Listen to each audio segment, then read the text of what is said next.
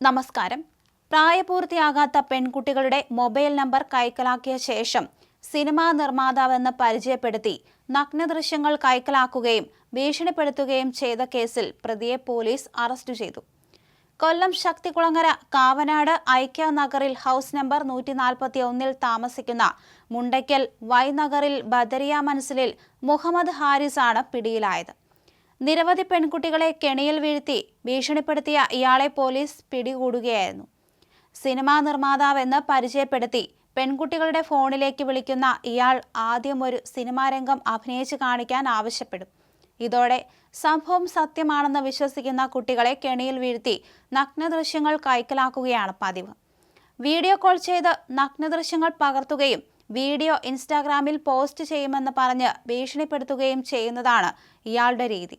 കുട്ടികളുടെ നമ്പറിനായി അധ്യാപകരെയാണ് ഇയാൾ ആദ്യം സമീപിക്കുക.